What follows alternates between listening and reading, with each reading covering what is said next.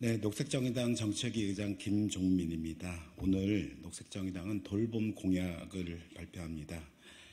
돌봄 공약은 계속 이어질 건데요. 오늘은 1호 공약으로 발표를 하겠습니다. 먼저 제가 취지를 말씀드리고, 그리고 김혜미 마포갑 후보이기도 하고 대변인도 하신 김혜미 후보께서 주요 정책 공약에 대한 해설을 말씀드리겠습니다. 자기 돌봄과 가족 돌봄을 위한 일과 돌봄 시간 선택제를 생애 전 기간으로 확대하여 노동자들의 시간 주권을 확보하겠습니다.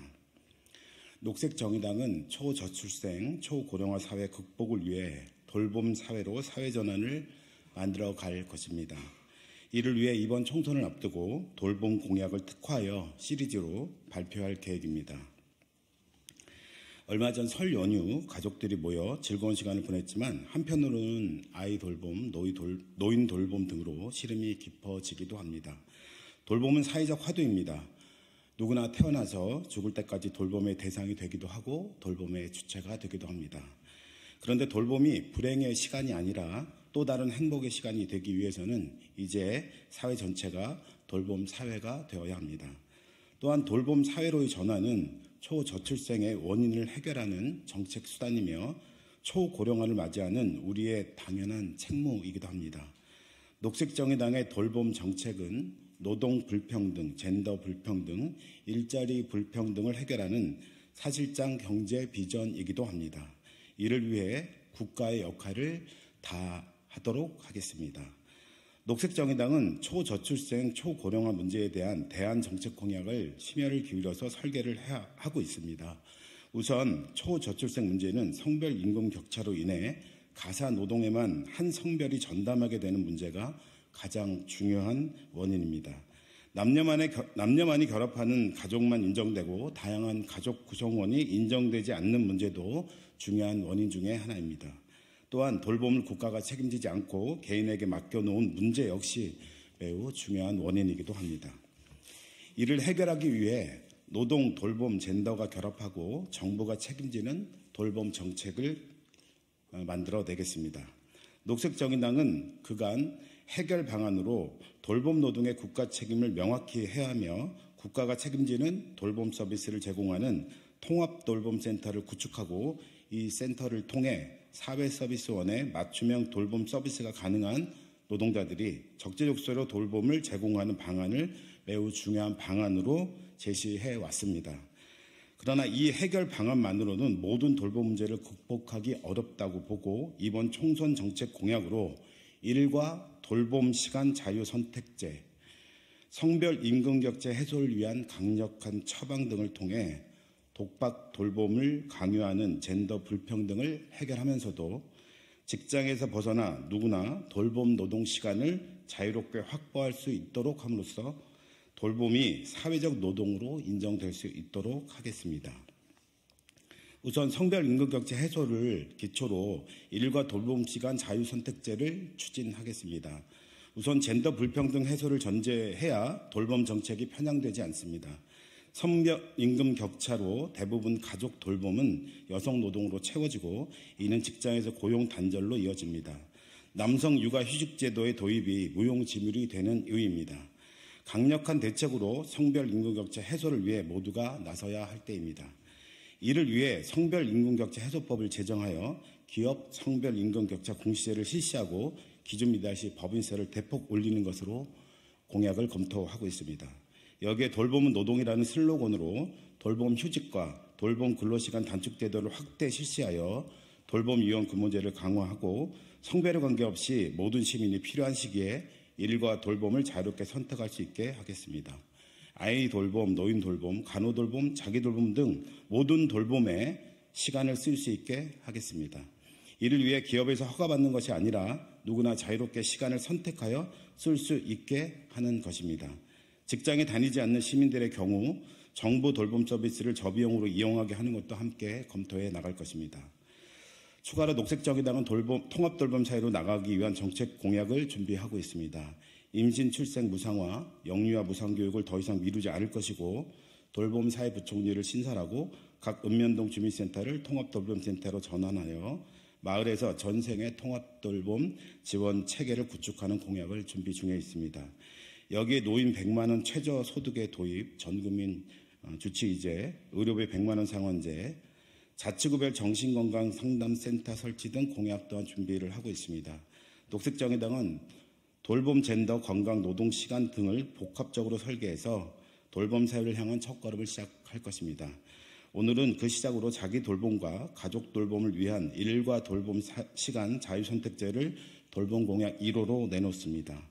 남녀 고평법상 돌봄 시간 단축제도의 기간 사유를 삭제하여 근로시간 단축권을 전생의 전기간으로 확대할 것입니다. 이는 노동자들에겐 늘 허가의 대상이었던 시간 주권을 확보하는 정책이기도 합니다. 많은 관심을 부탁드리겠습니다.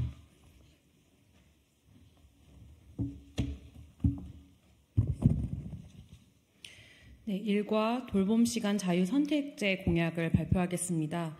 녹색정의당은 현재 남녀 고용 평등과 일 가정 양립에 관한 법률상 돌봄 근로시간 단축 제도의 기간 사유를 삭제해 노동자들의 노동시간 선택권을 강화하고 자기 돌봄과 자기 돌봄을 위한 충분한 시간을 누릴 수 있도록 하겠습니다. 2024년 대한민국의 연간 노동시간은 1900시간대로 여전히 OECD 최상위권입니다. 주 평균 근로일수, 주당 근로시간 역시 OECD에서 가장 긴 편에 속합니다. 장기간 노동에 반해 휴가, 휴직 일수 등은 상대적으로 적고 그마저도 무급이 많아 노동자들이 자기 돌봄, 가족 돌봄이 필요할 때 소득의 손실을 감수할 수밖에 없는 상황입니다. 그나마 남녀 고용 평등과 일가정 양립에 관한 법률상 돌봄에 대한 근로시간 단축 청구권이 보장되어 있지만 청구시간 사유의 협소함, 대체인력 채용의 어려움 등을 근거로 사용자들이 거부할 수 있어 효용성이 크게 떨어지고 있습니다. 녹색정의당은 노동자들이 자기 돌봄, 가족 돌봄을 충분히 할 수 있도록 노동시간에 대한 선택권을 노동자들에게 폭넓게 보장할 것입니다. 첫째, 남녀 고용 평등법상 돌봄 휴직의 사유와 기간을 폐지해 노동하는 생애기간 동안 본인이든 가족이든 돌봄이 필요할 때면 언제나 30시간 미만으로 근로시간 단축 청구권을 사용할 수 있도록 하겠습니다. 대체인력 채용의 어려움 등을 고려해 근로시간 단축은 1년 이상 기간으로만 가능하도록 하겠습니다.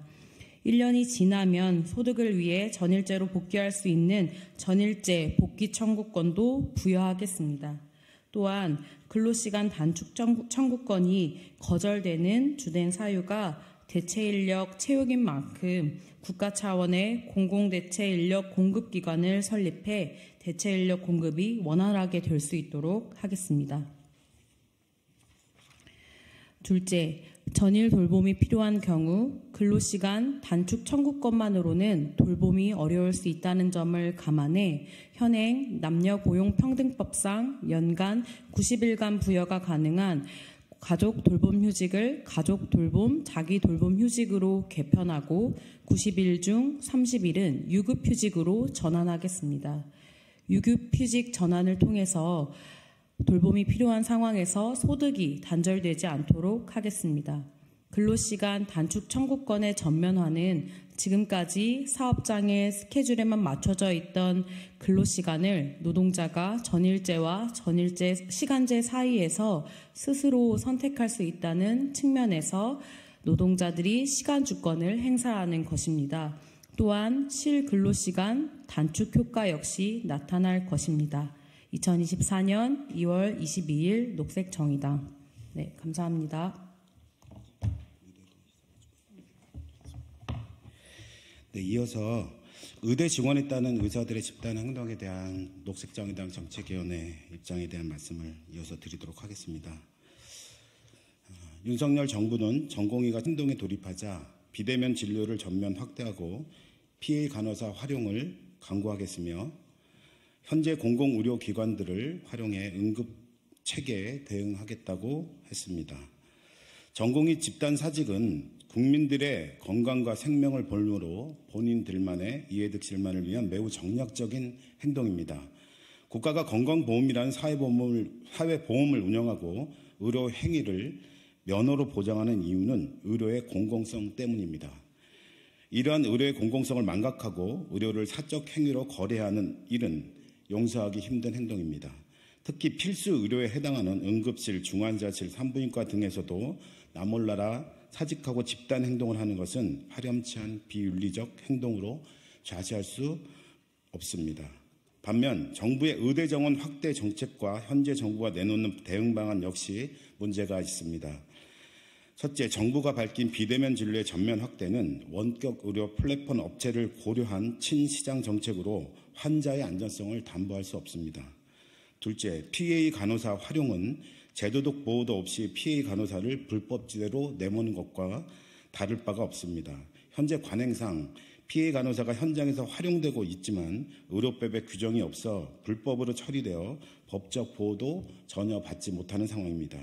이러한 내용이 포함된 간호법 제정도 심지어 윤석열 정부에 의해 거부당한 것을 잘 알고 있을 것입니다.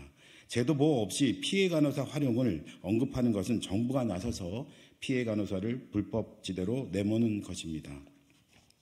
셋째, 현재 공공의료기관은 정부의 제대로 된 지원책 없이 존폐 위기에 내몰린 상황입니다. 코로나19 시기 공공병원은 정부 명령으로 감염병 전담병원으로서 코로나 환자의 80% 이상을 돌봤습니다. 그러다 보니 현재 공공병원은 의사들이 떠나고 필수 진료과가 문을 닫고 경영적자가 심각해 임금 체불 사태까지 벌어지는 등 공공병원 존폐까지 위협되는 상황입니다.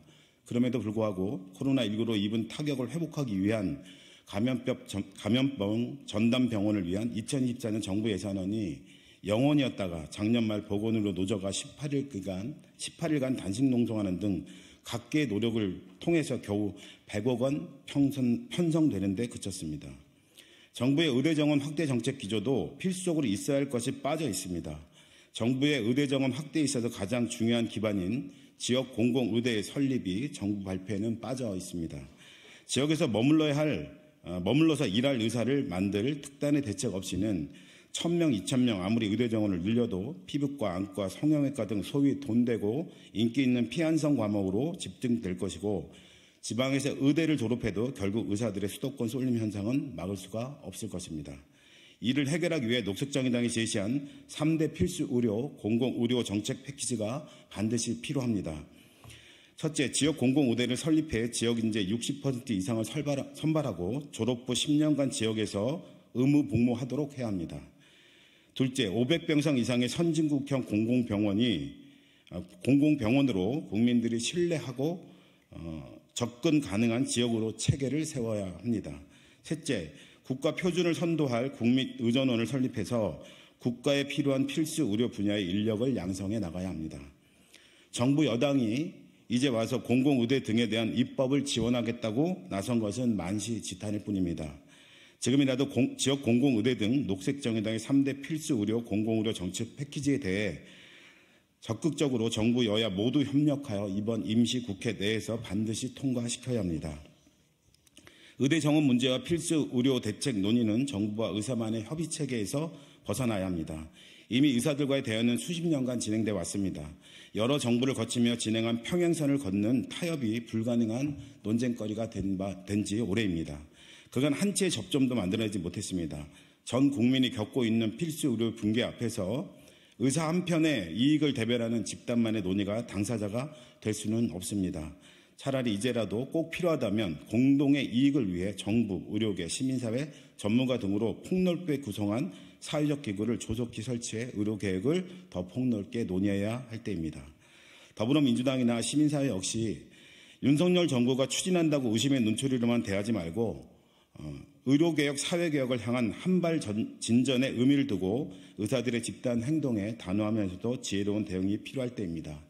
이런 의미에서 보건의료 노조가 제안한 국민 촛불 행동은 이런 점에서 매우 유의미하다고 생각하고 있습니다. 또다시 의사들의 집단 행동에 무릎 꿇지 말고 국민들을 믿고 의료개혁을 향해 나가야 합니다.